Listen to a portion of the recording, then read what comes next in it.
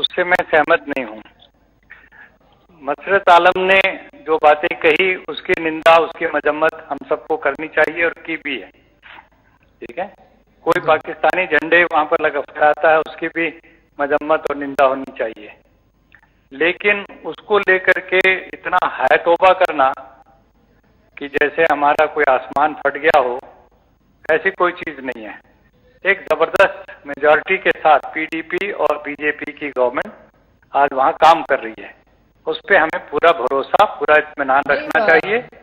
वो अपने जिस मामले को जितनी आसानी से आपने, मुझे नहीं लगता है कि इतना बड़ा, उन्होंने देश के खिलाफ जो है उसने लगातार नारे लगाए। उसके बाद जो है हाफिज सईद जो कि मुंबई का गुनाहगार है, हत्यारा है करीब सैकड़ों लोगों का, उसके खिलाफ उसके साथ मिलकर के नारे लगाए, उसकी तारीफ की। भारत की सरजमी पे अगर कोई इस तरीके का करता है तो ये सीधे तौर पर देशद्रोह का मामला बनता है। ऐसे काम को आप इतने हल्के से कैसे ले सकते हैं?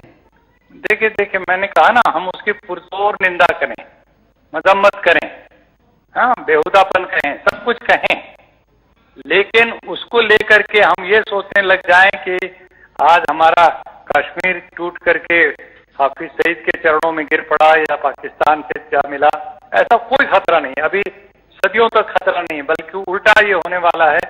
पाकिस्तान हिंदुस्तान करीब आने वाले हैं और कश्मीर की जनता और सब भारत की जनता मिलकर के एक बहुत तरक्की के रास्ते पर चलने वाले हैं।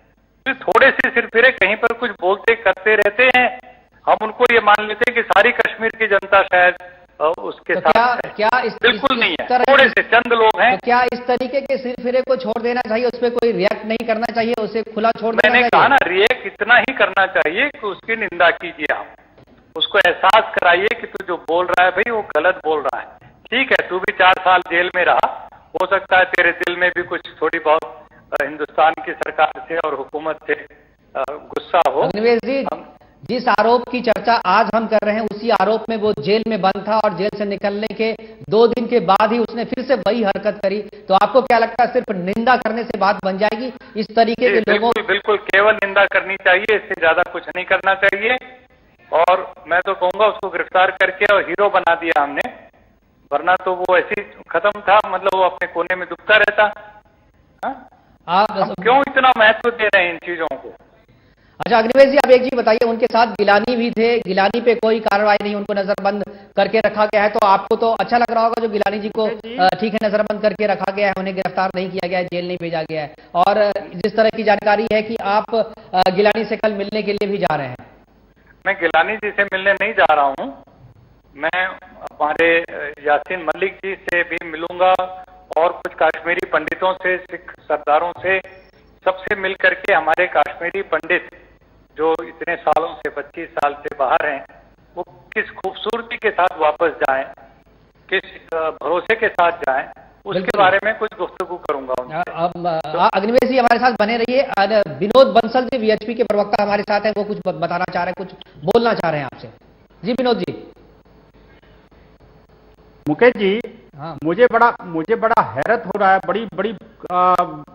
बड़ी मुश्किल से मैं इस बात को कह पा रहा हूं कि जिनको आप स्वामी कह रहे हैं, अग्निवेश जी जो अपने आप को स्वामी दयानंद का भक्त मानते हैं, स्वामी दयानंद का अनुयायी कहने का प्रचार और ढोंग करते हैं, ऐसे व्यक्ति जो स्वामी दयानंद सरस्वती जैसा महान व्यक्ति जिन्होंने देश की आजादी के लिए इतनी बड़ी कुर्बानी दी, वह उसका एक अनुयायी, तथाकथित अनुयायी अगर ये बात कहता है कि गिलानी जी, मसरत जी और ये जो आतंकवादी हैं उनको जी कह के पुकारते हैं, उनसे मिलने जा रहे हैं दिल्ली से, वाह वाह वाह वाह, क्या स्वामी हैं। हे प्रभु, ऐसे स्वामियों को जो है ना जी तू ही बख्शना। मैं ये कहना चाहूंगा अग्निवेश जी, अगर आप अपने आप को स्वामी समझते हैं, स्वामी दयानंद का भक्त समझते हैं, तो कृपया आप जो है सत्यार्थ प्रकाश के अंतिम 2 समोल्लास जरा ध्यान से पढ़ लेना और उसमें स्वामी दयानंद सरस्वती ने क्या क्या कहा है इस देश के लिए और इस धर्म की रक्षा के लिए, उस पर भी थोड़ा सा अमल करने का प्रयास करिए कृपया। और बजाय आतंकवादियों से मिलने के किसी राष्ट्रवादी से मिलेंगे तो शायद आपका ज्यादा भला होगा, लेकिन आपका खैर कैरेक्टर ऐसा है तो मैं उस बारे में कुछ कह नहीं सकता। लेकिन आपको इस बात का ध्यान रखना चाहिए कि एक सामाजिक जीवन में काम करने वाले व्यक्ति को कम से कम आतंकवादियों को जी कह के पुकारना और पाकिस्तान के साथ मैत्रीवत व्यवहार की अभी भी गुंजाइश आपको लग रही है? ऐसे लोग जो हमारे देश के अंदर आकर के देश को गाली देते हैं, पाकिस्तान का गुणगान करते हैं, सरेआम कहते हैं कि पाकिस्तानी मेरा है और ये कश्मीर किसी का नहीं है, भारत का है ही नहीं है, ऐसे लोगों से आप मिलते हैं, उनको सजदा करते हैं, उनको दंडवत करने आप जा रहे हैं। अग्निवेश जी बात सुन रहे हैं तो आप जवाब दें विनोद बंसल जी का। आर्य समाज के नाम पर आप जो है धोखा है, संपूर्ण आर्य समाजियों को आप जो है ना जी, आप अभिशाप है उनके लिए। मुझे बड़ा दुख होता है, आप जैसा विद्वान व्यक्ति और इस तरह की बातें करता है। राष्ट्रद्रोह से कम नहीं है तो और क्या है? राष्ट्रद्रोह नहीं है तो और क्या है? ये बहुत बहुत धन्यवाद आपका बंसल जी, आपके उपदेश के लिए मैं बहुत आपका आभारी हूँ। महर्षि दयानंद का याद आपने दिलाया। महर्षि दयानंद से मुझे प्रेरणा इस बात से भी मिलती है कि उन्होंने उन्हें जहर देने वाले हत्यारे को माफ किया, और माफ ही नहीं किया, अपने पास से पैसे दे करके कहा कि रातों रात यहाँ से भाग जा नेपाल की तरफ, वरना तुझे राजा पकड़ करके कल को दंडित भी कर सकता है। ये है महर्षि दयानंद का मतलब। महर्षि दयानंद का मतलब नफरत की आग में जलना और जलाना नहीं है। आप मेरी बात पूरी होने दीजिए, मैंने आपका सबक सुना। सुनिए, आपकी बात मैंने सुनी, आपने मुझे दयानंद का हवाला दिया, तो महर्षि से मेरा भी जो जुड़ाव है वो इस वजह से है, ये मैं आपको बता रहा हूँ। दूसरी बात, वहां मैं सबको जी कहता हूँ, सबको, सारी दुनिया के हर इंसान को, यदि परमात्मा ने किसी को इंसान के रूप में पैदा किया है तो उसको मैं जी कह के पुकारूंगा। मेरे से छोटा भी होगा, बच्चा भी होगा, उसको भी मैं जी बोलूंगा। ये मेरी तहजीब है। तीसरी बात रही कि हम जा रहे हैं वहां पर ये कहने के लिए कि कश्मीर और भारत मिल करके हैं और मिल करके आगे बढ़ेंगे, और वहां पर हमारे कश्मीरी पंडितों को बड़ी इज्जत के साथ, बहुत प्यार मोहब्बत के साथ अपने घरों को वापस आने का मौका मिलना चाहिए। सुनिए यार, आप तो मुश्किल ये है, अपनी बात पूरी कहते हो, मैं रोकता नहीं, और आप 1 मिनट के लिए भी सब्र नहीं कर सकते, फिर बात कैसे होती है? देखो ना, मैं तो दूर हूँ, आपके स्टूडियो में भी नहीं हूँ, मैं दूर से फोनों पे बात कर रहा हूँ। इसलिए इत्मीनान रखिए, ऐसा कुछ नहीं हो जाने वाला कि मसरत आलम के चंद नारे लगाने से या उनके साथ 25-50 लोगों के नारे लगाने से और मीडिया द्वारा उसको तूल दे दिए जाने से और कोई आसमान फटने वाला है। ऐसे लोगों को जितना आप उपेक्षित करेंगे उतना ही ये कूड़ेदान में चले जाएंगे, इतना ही ये भुला दिए जाएंगे। हम उनको महत्व दे देते हैं, उनको एक शहादत दे देते हैं, गिरफ्तार कर लिया जी, उनको इतना बड़ा दिखा दिया जैसे कि कोई बहुत बड़ी चीज हो। उनके साथ कोई लोग नहीं है। आज वो छटपटा रहे हैं क्योंकि बीजेपी ने और पीडीपी ने मिलकर के जो सरकार बना ली है, ऐसी जो ताकतें हैं वो बहुत बुरी तरीके से मार्जिनलाइज हो गई हैं और उस पर चली गई हैं। इसलिए वो बेचारे क्या करें, अपनी जगह कैसे बनाएं, उल्टी सीधी बातें कुछ करके वो चाहते हैं कि मीडिया उनको तरजीह दे दे और वो चमक जाए थोड़ा सा, और वो काम करवा दिया। मैं बहुत उसके साथ कह रहा हूं, मैं आपके साथ हूं बंसल जी, इस देश की एकता के लिए, अखंडता के लिए और हमारी भारतीय वैदिक संस्कृति के विकास के लिए आइए हम और आप मिलकर काम करें, पूरी इंसानियत को जोड़ें प्यार और मोहब्बत से, और तब जाकर के ये दहशतगर्दी और ये सब चीजें खत्म होंगी। बात हम, हाँ, हमारे पास तो कितनी बड़ी विरासत है कि हमने अपने मारने वालों को भी माफ कर दिया और उनको पैसे दे करके ध्यान करें, जा भाग जा यहाँ से। तो हमें तो ये सीखना चाहिए था। और मैं तो दर्शकों को इस बीच में ये बता रहा हूं कि लगातार हमारे पास प्रतिक्रियाएं आ रही है, जनता की व्हाट्सएप पे लगातार प्रतिक्रियाएं आ रही है और सभी लोग इस घटना की निंदा कर रहे हैं, मसरत की निंदा कर रहे हैं।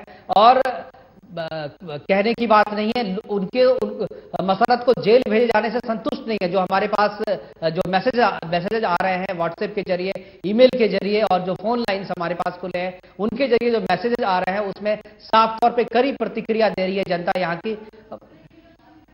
और कुछ जनता अभी खासतौर पे मैं हरिद्वार की एक जनता की बात करूंगा। मोहित का उन्होंने साफ तौर पे कहा है कि मसरत को फांसी दे देनी चाहिए। और इस तरह के और भी दिल्ली से भी हमारे पास कुछ लोगों की प्रतिक्रियाएं आए हैं जो हम आपको सुनाएंगे कि वो क्या चाह रहे हैं, इस पूरे मसले को वो किस तरीके से देखते हैं, उसको भी हम सुनाएंगे। लेकिन इससे पहले हम एक बार देख लेते हैं राजनीतिक हलकों में किस तरह की प्रतिक्रियाएं आई है।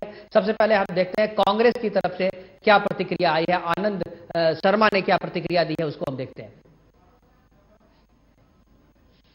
हमारे साथ पूर्व केंद्रीय मंत्री आनंद शर्मा जी। आनंद जी, जिस तरह से मसरत आलम पर कार्रवाई की गई है, क्या कांग्रेस संतुष्ट है उससे? देखिए, कार्रवाई करना सरकार का कर्तव्य था। उससे पहले भारतीय जनता पार्टी और पीडीपी सरकार ने राजनीतिक अवसरवादिता दिखाई, ढिलाई दिखाई, जिससे भारत की अखंडता को चुनौती दी गई। ये कांग्रेस पर आरोप लगा रही है बीजेपी की आपने सही तरीके से कानूनन कार्रवाई नहीं की, इसीलिए उनको छोड़ना पड़ा था। बिल्कुल गलत है। मार्च महीने में छोड़े गए, कांग्रेस पार्टी सत्ता में नहीं थी। तो कांग्रेस जो भी आरोप लगा रही है बीजेपी उससे साफ इनकार कर रही है। उनका साफ कहना है कि इसमें जो दोष है वो जम्मू और कश्मीर की सरकार का है।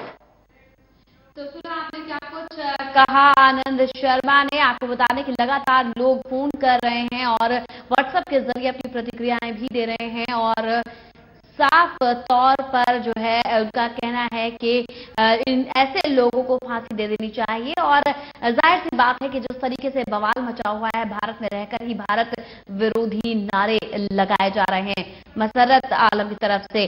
और आइए आपको सुनाते हैं हाफिज सईद किस तरह से समर्थन कर रहा है मसरत आलम का। मसरत आलम पाकिस्तान जिंदाबाद के नारे लगा रहे थे और मैं अपने कश्मीरी भाइयों को भी पैगाम देना चाहता हूं, ये जियाले, ये कुर्बानियां देने वाले, ये हरमैन पर जाने निछावर करने वाले, ये कश्मीर के मुसलमानों की हर किस्म की हर कुर्बानी देकर मदद करने वाले मुसलमानों का जहां मसला होगा इंशाअल्लाह हम वहां पहुंचेंगे। तो सुना आपने हाफिज सईद ने किस तरह से कश्मीर के भोले भाले लोगों को भी अपनी तरफ खींचने के लिए ये बयान दिया है, जिस तरीके से कहा है और साफ तौर पर कहीं ना कहीं वो समर्थन करता नजर आ रहा है मसरत आलम का। और आइए आपको सुनाते हैं मसरत आलम ने किस तरह का बयान दिया था, क्या कुछ कहा था कश्मीर के लोगों के लिए, आइए सुनाते हैं आपको। रियासत जम्मू कश्मीर की आवाम पिछले 60 साल से भारत की एक तवील गुलामी में मुब्तला है। लिहाजा इस गुलामी के इख्तिताम के लिए इस कौम ने जिस जंग का, जिस इनकलाब का आगाज किया है, हमें उसे अंजाम तक पहुंचाने तक साबित कदमी का मुजाहिरा करना होगा। अब जम्मू कश्मीर के फॉर्मर एजुकेशन मिनिस्टर हमारे साथ जुड़े हुए हैं फोन लाइन पे, हर्षदेव सिंह, जो कि भीम सिंह की पार्टी से हैं। उनसे बात करते हैं इस पूरे मसले पे। क्या आपको आवाज मिल रही है? जी जी। हाँ, बताएं जिस तरीके से ये पूरा मामला हुआ है, काफी करीब से नजर रखे हुए थे आप, अभी दिल्ली भी आए हुए हैं आप, आपको क्या लगता है जो जिस तरीके से सरकार कार्रवाई कर रही है, आप संतुष्ट हैं उससे?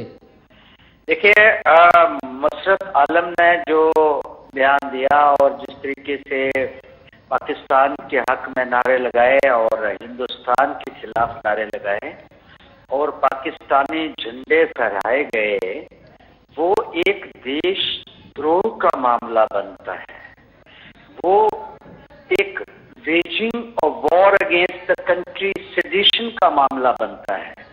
लेकिन सरकार की तरफ से महज ऑर्डिनरी एक रूटीन क्रिमिनल केस उनके खिलाफ जो है वो लगाया जाता है, जो कि सरासर गलत है और एक धोखा है, एक आई वॉश है। हम तो पहले ये डिमांड करते हैं कि उनके खिलाफ सेडिशन चार्जेस लगाए जाएं, रणबीर पीनल कोड के तहत उनको जो सेडिशन है उसके तहत उनको बुक किया जाए, क्योंकि ये मामला जो है ये नेशनल सिक्योरिटी का मसला है। और इसमें मैं ये कहना चाहूंगा कि भारतीय जनता पार्टी सिर्फ ये कह के उसको अपना पल्ला नहीं झाड़ सकती है कि हमने एक केस उसके खिलाफ रजिस्टर किया है।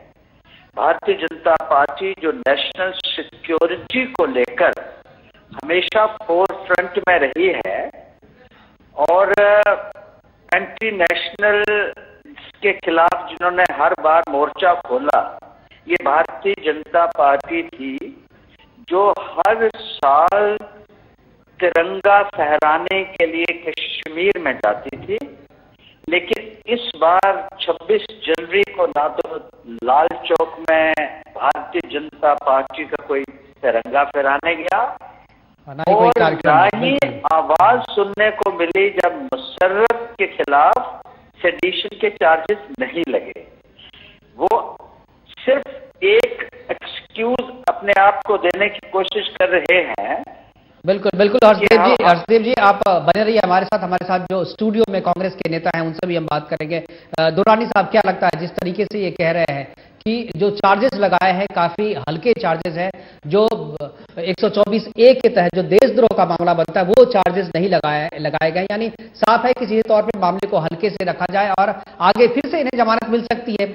जो 4 दिन पहले हुआ है फिर से जमानत मिल जाएगी, फिर से वो उसी तरीके का बयान देगा और फिर से उसकी गिरफ्तारी पे इतनी राजनीति होगी। क्या आपको लगता है हल्के चार्जेस लगा करके इस पूरे मामले की गंभीरता को कम करने की कोशिश कर रही है सरकार? ये सरकार जानबूझकर, जो मौजूदा सरकार है जम्मू कश्मीर की, वो दानिस्ता इसको जानबूझकर इसको हल्का करने की कोशिश कर रही है। वरना मामला सिर्फ नारे लगाने का नहीं है मुकेश जी, मामला यह है कि हमारी धरती पर पाकिस्तान का नेशनल फ्लैग लहराया गया और 1-2 नहीं, नजर टेलीविजन पर जिस तरह से आ रहा है काफी 20, 25, 50 से भी ज्यादा लोग हैं जो झंडे लिए हुए ये काम कर रहे हैं। तो ये मेरी समझ में नहीं आता कि इसके अलावा कुछ और बन भी नहीं सकता। देशद्रोह का मुकदमे के अलावा और कोई इसके अंदर बन ही नहीं सकता, लेकिन फिर भी नहीं बनाया, ये बड़े ताज्जुब की बात है। बिल्कुल, विनोद बंसल जी से हम जानना चाहेंगे। विनोद बंसल जी, एक सवाल है, जिस तरीके से स्वामी अग्निवेश जी जिस तरीके से इस पूरे मसले को पेश कर रहे थे और जिस तरीके से अभी यहाँ जो एजुकेशन मिनिस्टर है हमारे हर्षदेव सिंह जी, वो जिस तरीके से कह रहे हैं, आपको क्या लगता है दोनों के बीच में कोई तालमेल हो सकता है? अग्निवेश जी कह रहे हैं कि इस पूरे मामले को इतना तूल नहीं देना चाहिए, छोड़ देना चाहिए, और इधर जो हमारे एजुकेशन मिनिस्टर हैं पूर्व के JNK के, उनका कहना है कि बहुत गंभीर मामला है लेकिन जो चार्ज लगाए गए हैं काफी हल्के चार्जेस लगाए गए हैं। क्या कहेंगे आप? बिल्कुल ठीक है। देखिए, दोनों बातों में थोड़ा सा अंतर ये है कि अग्निवेश जी का जो कहना है कि मामले को तूल नहीं देना चाहिए, लेकिन मेरा ये कहना है कि भाई ठीक है, इसमें मीडिया में इतना नहीं दिखाना चाहिए निश्चित रूप से, लेकिन प्रश्न ये है कि ऐसे व्यक्ति को घर से बाहर निकलते के साथ ही इसको अंदर कर देना चाहिए, और अगर इसको पाकिस्तान के साथ इतनी हमदर्दी है तो उठा करके इसके पीछे लात मारो और उसको सीमा पार कर दो। इसके अलावा कोई चारा नहीं है। ऐसे लोगों के साथ कोई भाईबंदी का व्यवहार नहीं होना चाहिए। बिल्कुल, जैसे अग्निवेश जी ने कहा कि मैं स्वामी दयानंद का भक्त हूं और स्वामी दयानंद को जहर दिया गया था तो भी उन्होंने माफ कर दिया। उनको मैं याद दिलाना चाहता हूं कि स्वामी दयानंद ने उनको माफ इसलिए कर दिया था क्योंकि जहर उनका व्यक्तिगत था और उनके काम के कारण उनको जहर दिया था, इसलिए उन्होंने माफ कर दिया। अगर उन्होंने देश के साथ कोई गद्दारी की होती उस व्यक्ति ने, तो स्वामी जी कदापि उसको माफ नहीं करते। ऐसे व्यक्ति के साथ जो देश का नहीं हो, जो धर्म का नहीं हो, जिस व्यक्ति ने जिस देश का खाया हो, उसी के खिलाफ जो है ना अगर वार की ऐलान करते हो, तो ऐसे व्यक्ति के साथ किसी भी प्रकार की हमदर्दी अगर कोई भी सरकार, कोई भी राजनेता, कोई भी सामाजिक कार्यकर्ता करता है तो निश्चित रूप से वह भी देशद्रोह में उतना ही भागीदार है जितना। बिल्कुल विनोद जी, हम आपकी इस बात को स्वामी अग्निवेश तक पहुंचा देंगे, वो अभी हमारे साथ बने हुए नहीं है। लेकिन एक चीज विनोद जी, जिस तरीके से स्वामी अग्निवेश जी मीडिया के बारे में कह रहे थे कि इतना तूल नहीं देना चाहिए था, आप भी उनसे सहमत दिख रहे हैं, लेकिन क्या आपको लगता है कि मीडिया यदि बीच में नहीं आती, इस खबर को इतना नहीं दिखाती, तो क्या मसर्रत की गिरफ्तारी हो पाती? वो बोलने के बाद भी खुलेआम छुट्टा घूम रहा था वहां पे, उन्हें रोकने वाला उसे कोई नहीं था। उसके अलावा सबसे पहले उसे नजरबंद किया गया, नजरबंद के बाद भी जिस तरीके से मीडिया ने दिखाया, उसके बाद फिर उसकी गिरफ्तारी हुई और अब जाकर के गिरफ्तारी के बाद भी चार्जेज ऐसे लगाए गए हैं कि वो फिर से रिहा हो जाएगा, फिर से उसे बेल मिल जाएगी। तो क्या लगता है कि इन पूरे चीजों को, अगर पूरे मसले के डेवलपमेंट को देखें शुरू से लेकर के अब तक के, तो क्या लगता है मीडिया अगर नहीं होती या मीडिया इस मामले को इस तरीके से नहीं दिखाती, तो क्या ये जो गिरफ्तारी हो पाई है वो गिरफ्तारी हो जाती? नहीं, बिल्कुल ठीक है मुकेश जी, ये बात आपकी बड़ी संवेदनशील और बहुत महत्वपूर्ण है कि आज मीडिया के महत्व को नकारा नहीं जा सकता, और वास्तव में मीडिया अगर इतना कुछ विगोरसली नहीं दिखाता तो हो सकता है कि ऐसे आतंकवादी भी अपने सिरफिरे अंदाज में और इस देश को कमजोर करने की साजिश रचते रहते। लेकिन मेरा एक निवेदन यह है कि ऐसे व्यक्ति के खिलाफ निश्चित रूप से जो कानून के खिलाफ, अब मुझे नहीं पता कौन कौन सी धारा लगी हैं, लेकिन हाँ, अगर देशद्रोह का कड़े से कड़ा कानून अगर इसके ऊपर लागू नहीं होता, ये व्यक्ति अगर दोबारा छूट जाता है, तो ये निश्चित रूप से जो सरकार या जो पुलिस प्रशासन जिन्होंने धारा लगाई है वो बिल्कुल नाकाम नाकाराई कही जाएंगी। ऐसे व्यक्ति को तुरंत जल्दी से जल्दी ऐसे चार्जेस लगाए जाने चाहिए जिससे कि ये फांसी पर लटकाया जा सके, और या फिर इसको देश के तरी पार कर देना चाहिए। सीधी सी बात, जाहिर सी बात है कि कड़ी से कड़ी सजा देनी चाहिए ऐसे आरोपियों को, देशद्रोह का मामला उन पर चलाना चाहिए, जाहिर सी बात है। और आपको बता दें कि लगातार हमारे पास फोन कॉल्स आ रहे हैं, व्हाट्सएप पर मैसेजेस आ रहे हैं, लगातार लोग इस कार्यक्रम को देख रहे हैं हमारे साथ। आपको बता दें कि एक कॉलर थे हमारे आगरा से सौरभ सिंह, उनका कहना है कि ऐसे व्यक्ति को कड़ी से कड़ी सजा देनी चाहिए, फांसी दे देनी चाहिए, और साथ ही वो धन्यवाद कर रहे हैं हमारे सभी चैनल पर इस कार्यक्रम को दिखाए जाने के लिए। तो आपसे अपील है कि वंदे मातरम को आप रोजाना देखें और आप हमारे साथ इस कार्यक्रम में जुड़ सकते हैं, अपनी राय हमें दे सकते हैं, आपकी बात को हम जनता तक पहुंचाएंगे। लगातार हमारे साथ सभी मेहमान जुड़े हुए हैं और उनसे लगातार चर्चा का जो विषय है हमारा वतन के दुश्मनों को आखिरकार कब मिलेगी सजा। जी हाँ, क्या मसरत आलम पाकिस्तान, माफ कीजिएगा, कश्मीर को पाकिस्तान बना देना चाहता है? सवाल लगातार यही है हमारा। रचना, अभी हम देखेंगे इस कार्यक्रम को आगे बढ़ाएंगे, लेकिन सौरभ भाटिया क्या कह रहे हैं एक बार मूवी सुन लेते हैं। समाजवादी पार्टी के प्रवक्ता है यहाँ पे, देखते हैं सौरभ भाटिया क्या प्रतिक्रिया देते हैं पूरे मसले में। मसरत आलम जैसे कितने और व्यक्ति हैं जो भारतीय धरती पे पाकिस्तानी झंडा फहरा रहे हैं, पाकिस्तान के जिंदाबाद के नारे लगाते हैं, भारत मुर्दाबाद के नारे लगाते हैं। उनमें से अंद्राबी भी हैं और भी हैं। उनके खिलाफ कार्रवाई कब होगी? हर उस व्यक्ति के खिलाफ सख्त कार्रवाई होनी चाहिए जो भारत की अखंडता को चुनौती देता है। आलम और उनके जैसे व्यक्ति जो भारत के खिलाफ नारेबाजी करते हैं या पाकिस्तान का झंडा भारतीय धरती पे फहराते हैं, उनसे डील करना और उनके खिलाफ कार्रवाई करना आज की डेट में ज्यादा बड़ा मुद्दा है।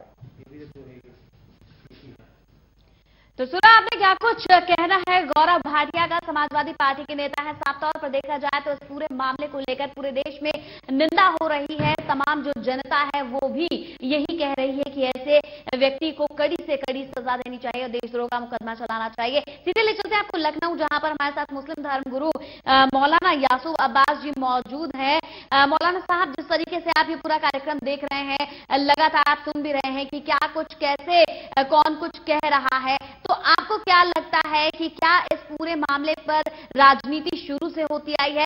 अगर राजनीति से ऊपर उठकर देखा जाए, देश की भलाई के लिए देखा जाए, तो कहीं ना कहीं कड़ी से कड़ी कार्रवाई बनती है और करना भी चाहिए।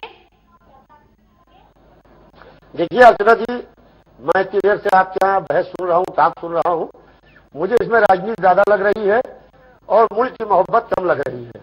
आपके स्टूडियो में आके बोल देना, ड्राइंग रूम में आके अपने बोल देना, ये बात अलग है। मैं वाहिद हिंदुस्तान के अंदर अकेला ऐसा मुस्लिम धर्मगुरु हूं कि मैंने पाकिस्तान के खिलाफ रोड शो में प्रोटेस्ट किया है। मैंने पूरे जुलूस पाकिस्तान के खिलाफ निकलवाए हैं और मैंने विधानसभा के बाहर झंडे तक के जलवाए हैं, जिसको वह पूरा मुस्लिम वर्ल्ड के अंदर पूरी तरीके से मेरा विरोध किया गया। आप यूट्यूब के ऊपर जाके मेरा नाम सर्च करके प्रोटेस्ट अगेंस्ट पाकिस्तान करके आप उसको देख सकते हैं, आज भी मौजूद है। सवाल यह है कि हमारे यहाँ का कानून इतना लचर है कि हमारे यहाँ प्लेन को अगवा कर लिया जाता है और अगवा करने के बाद में आतंकवादी को छोड़ दिया जाता है। ठीक है, बिल्कुल सही कह रहे हैं मौलाना साहब। हमारे पास समय की कमी है, कार्यक्रम को खत्म करने का वक्त हो चला है। आपका बहुत बहुत धन्यवाद। हम लास्ट में अपने सभी जो मेहमान हमारे साथ जुड़े हुए हैं उनसे एक आखिरी कमेंट लेना चाहेंगे। हमारे साथ स्टूडियो से हमारे साथ दुर्रानी साहब जुड़े हुए। दुर्रानी साहब, पूरे मसले पे आखिरी कमेंट, बहुत ही कम समय है हमारे पास। देखिए, इसमें जो कमी रही है अभी तक इस सारे मामले के अंदर, मौजूदा गवर्नमेंट को वहाँ जम्मू कश्मीर की फौरन इस पर ध्यान देना चाहिए और अगर कम धारा जो सही नहीं लगी हैं तो उसमें दोबारा उस पर रिकंसिडर करना चाहिए और सख्त सख्त धारा लगाकर सजा मिलनी चाहिए। बिल्कुल, अब चलेंगे विनोद बंसल जी के पास। विनोद जी, काफी कम समय हमारे पास, आखिरी कमेंट क्या करना चाहेंगे इस पूरे मसले पे? मुकेश जी, इसमें सिर्फ एक ही बात करने की है कि ऐसी कार्रवाई हो जिससे कि कोई भी ऐसा व्यक्ति जो राष्ट्र के खिलाफ जहर उगलने की कोशिश करे तो वह उस कार्रवाई को सुन करके, समझ करके और उसकी रूह कांप जाए। इस तरह का प्रबंध होना चाहिए। देश के अंदर किसी भी प्रकार से कोई भी व्यक्ति ऐसी दोबारा हिम्मत नहीं करनी पाए। एक बात। दूसरी बात ये, जो कश्मीरी विस्थापित पंडित हैं बेचारे दर दर की ठोकरें खा रहे हैं, उनको तुरंत घाटी के अंदर पुनः स्थापित करना चाहिए। बिल्कुल, सबके बारे में बिल्कुल सोचना चाहिए और ऐसे व्यक्ति को कड़ी से कड़ी सजा देनी चाहिए। आप सभी मेहमानों का बहुत बहुत शुक्रिया। और आपको बता दें कि कश्मीर के लोगों को बहलाने फुसलाने की कोशिश हर वक्त की जाती है, लेकिन कश्मीर से एक व्यक्ति का व्हाट्सएप हमारे पास आया और उसका साफ तौर पर कहना है कि ऐसे व्यक्ति को फांसी दे देनी चाहिए, कड़ी से कड़ी कार्रवाई करनी चाहिए। हमारे सभी मेहमानों का बहुत बहुत शुक्रिया इस कार्यक्रम में हिस्सा लेने के लिए। और आप भी हमारे साथ इस कार्यक्रम में रोजाना जुड़ सकते हैं, हमें व्हाट्सएप कर सकते हैं और साथ ही हमें ईमेल भी कर सकते हैं। और इसी के साथ वंदे मातरम के आज इस कार्यक्रम में फिलहाल इतना ही। नमस्कार।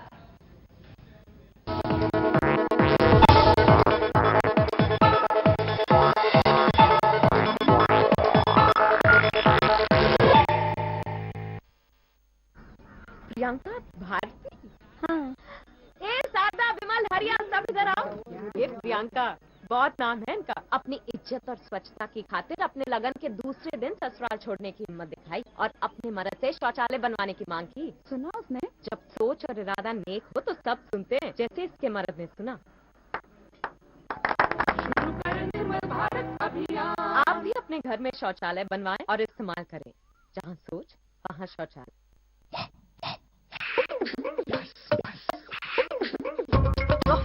ये सब नहीं, अब साफ करें ऑल क्लीन वाइप से, जो ऑयल मार्क्स को भी हटाए और चश्मा बनाए स्पॉटलेस क्लीन। और मोबाइल स्क्रीन भी हो ऑल क्लीन वाइप से साफ करके नहीं देखा तो कुछ नहीं देखा।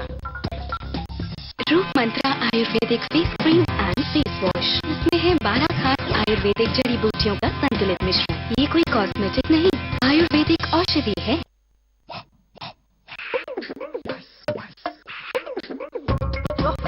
ये सब नहीं, अब साफ करें ऑल क्लीन वाइप से, जो ऑयल मार्क्स को भी हटाए और चश्मा बनाए स्पॉटलेस क्लीन। और मोबाइल स्क्रीन भी हो ऑल क्लीन वाइप से साफ करके नहीं देखा तो कुछ नहीं देखा।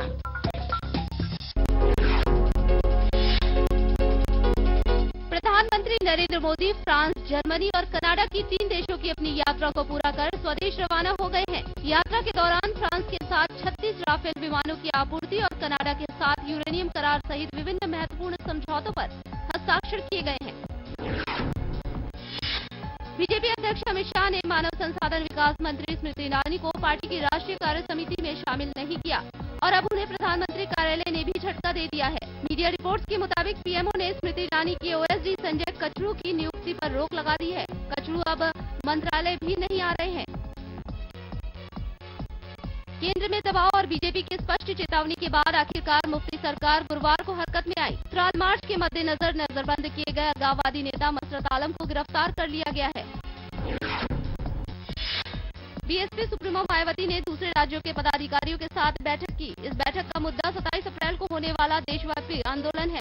आपको बता दें कि इसी महीने की 27 तारीख से पूरे देश में बीएसपी किसानों के मुद्दों को लेकर अपने अभियान की शुरुआत करेगी। बेमौसम बारिश के शिकार किसान एक तरफ फसल बर्बाद होने से परेशान है तो दूसरी तरफ सरकार कभी किसानों को 75 और 100 रुपए का चेक पकड़ाकर उनकी परेशानी और बढ़ा दे रही है तो कभी मुर्दों के नाम पर चेक बांट रही है। ताजा मामला फतेहपुर के इटरा गांव में आया है। मेरठ में एंटी करप्शन टीम ने रिश्वत लेते हुए एक गन्ना अधिकारी अजय प्रताप को गिरफ्तार किया है। गन्ना अधिकारी अजय प्रताप ने सेना निवृत्त कर्मचारियों से पेंशन जारी करने के एवज में 50,000 रुपए की घूस ली। एंटी करप्शन की टीम ने उनको रंगे हाथ रिश्वत के साथ गिरफ्तार कर लिया। मुजफ्फरनगर में अज्ञात बदमाशों ने एक परिवार के मकान पर 25 लाख रुपए की रंगदारी की चिट्ठी डाल रंगदारी की मांग की है और न देने पर बेटे को जान से मारने की धमकी दी है। मामला कोतवाली बुढ़ाना की सफीपुर पट्टी लोहासाना रोड का है। पुलिस बदमाशों की तलाश में जुट गई है। कासगंज कोतवाली पुलिस ने ढोलना क्षेत्र के भंडारी नगला गांव में एक खेत में कच्ची शराब बनाने वाले शख्स को गिरफ्तार किया है। मौके से 30 लीटर यूरिया मिली हुई जहरीली शराब के साथ मौके से शराब बनाने के उपकरण भी बरामद कर लिए गए हैं। महोबा के थाना खन्ना कस्बा में 7 दिन पूर्व किशोरी को अगवा कर 4 युवकों द्वारा सामूहिक दुराचार करने का मामला प्रकाश में आया है। पुलिस ने लड़की के पिता की